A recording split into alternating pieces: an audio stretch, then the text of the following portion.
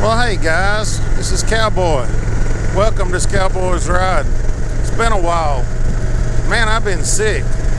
Yeah, I got the COVID. Took me a couple of weeks to dealing with it, and then I managed to get pneumonia after that. So I've been down quite a while. I think August 24th, I come down with my first symptoms, and I was sick by the end of that weekend. And instead of getting better, they kept saying you last about 2 weeks, something like that. But after 2 weeks, instead of starting to get better, I was getting worse. Went back to the doctor and I had pneumonia. And that's been, well, heck, this is October now, I believe October 15th. And I'm still not 100%. This is actually my first real ride since being sick, if that tells y'all anything. The buddy I'm riding with back there, he's on I believe it's 1150 KTM. He just has got it. We've decided to ride and come out on this road at Hodges, and then we'll turn right and head up to Red Bay, Alabama, and then from there we'll cross the state line into Golden, Mississippi, and then to Belmont, Mississippi. And then from there we're going to cut on over to the Natchez Trace, and we'll shoot south on the Natchez Trace towards Tupelo, and for a little while and turn right and go to Brice's Crossroads. For y'all that don't know what Brice's Crossroads is, it was a Civil War battleground where one of my favorite Civil War generals, where he won one of his biggest battles. But he used his brain and the weather, and he played it smart, and he had a big victory over it. And that's something I did when I was sick with the COVID. Well, I sat there and watched YouTube videos. I watched just about all Civil War stuff the whole time. And learned a lot. And anyway, man, curves are getting good here. Well, we had to get behind the car to slow us down and mess up our little ride. You'd think you was up in the mountains almost, the way these hills and curves are, and these woods. It's pretty.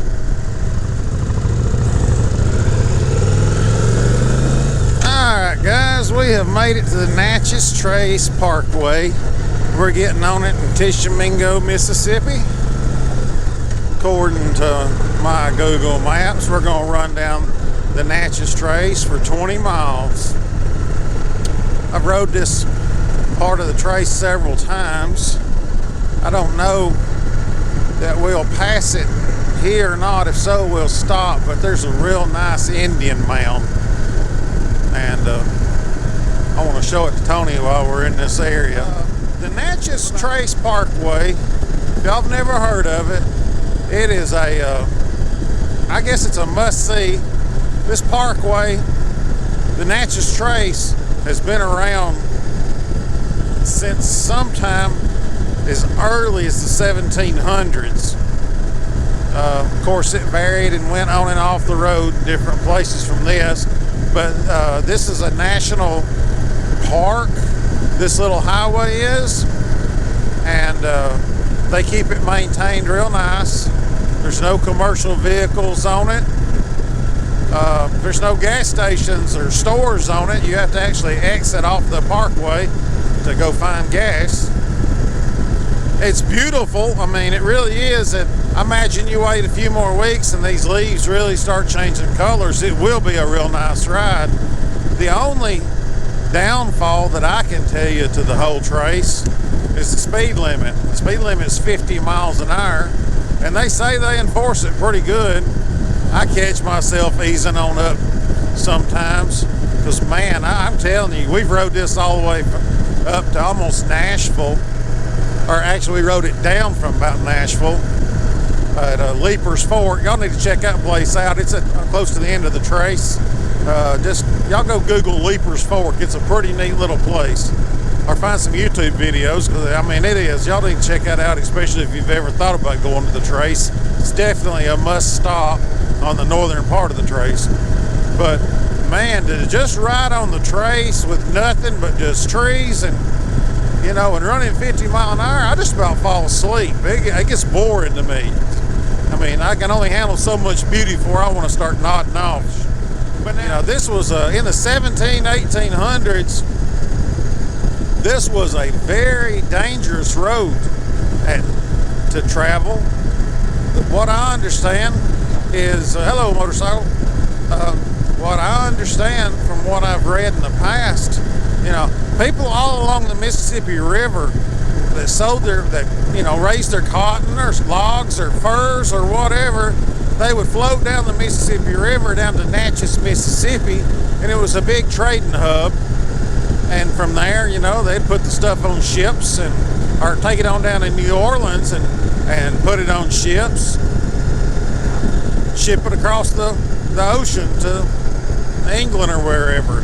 But anyway, they'd get paid for all their stuff that they sold, and then they would have to travel back north, either buy them a horse down there or travel by foot, whatever they wanted to do. But there was lots, you could come up dead on Natchez Trace back then. There was lots of robberies going on, but it was the only main thoroughfare to get back north. So this place is steeped in history, so there's lots of places along the way going down this road to actually stop and read about, investigate.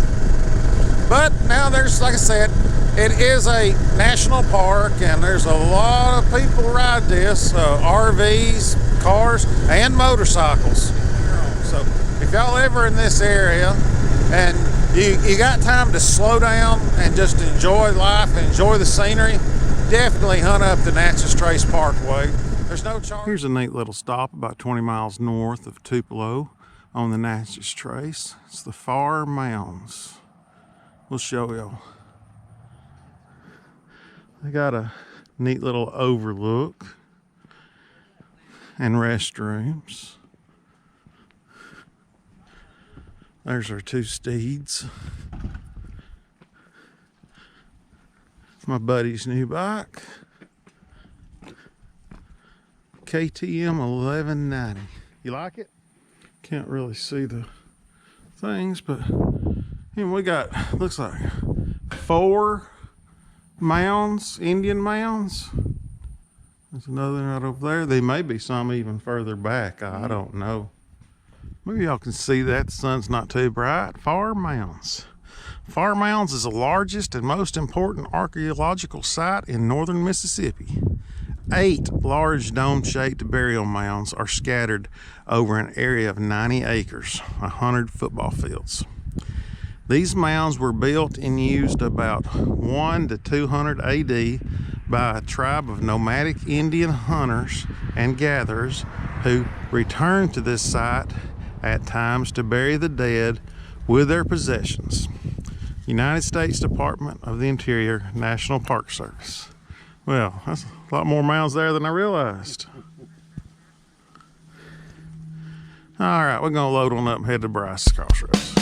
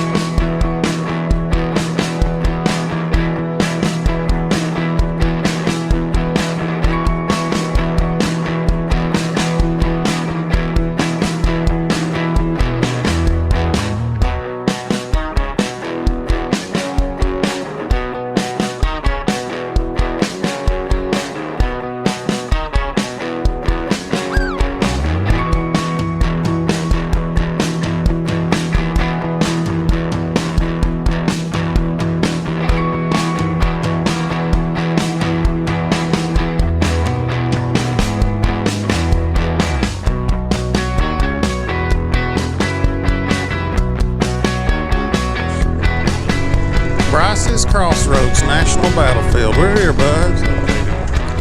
The battle-scarred 2-story house with its blood-stained floors and walls was used by the wounded of both armies to escape shot and shell as the battle raged. Erected by the active legislature of the state of Mississippi.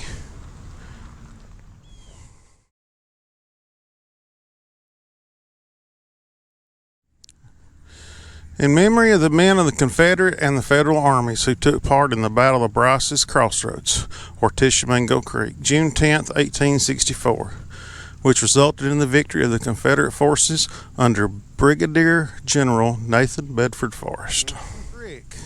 This one, it was June. It was like 100 degrees that day. It was hot. He went and had his cavalry attack their cavalry real hard. So they sent word back for their infantry to come on up, run double time.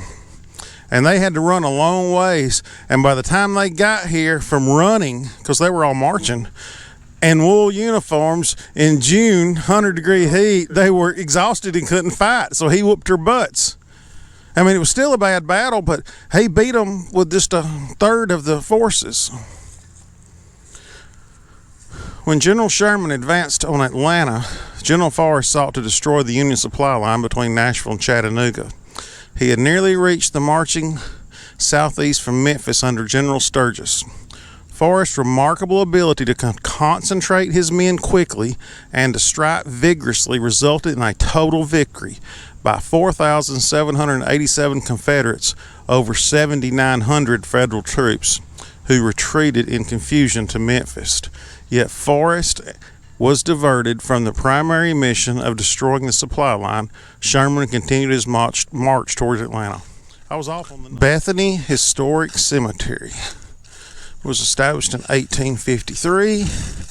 In 1864, they did a Confederate mass gravesite. Let's go check this out. Man, look at these old tombstones.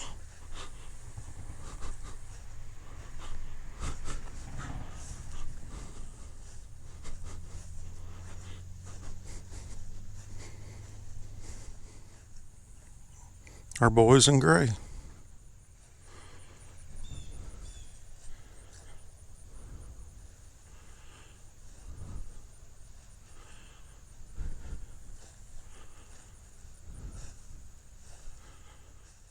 Whew. Wasn't too long of a walk, about 100 yards down to the cemetery from the Crossroads. But this pneumonia, I'm not completely over it yet. I'm out of breath, as y'all can tell. Well, guys, I appreciate y'all coming along with us to Brice's Crossroads National Battlefield. It's kind of small, but it's a neat place. It really is. Okay, guys, we just had lunch at Buffalo Wild Wings in Tupelo, Mississippi. We're headed back to Alabama now. Guys, we had a good time. Saw something I'd never seen before. We'll see y'all later.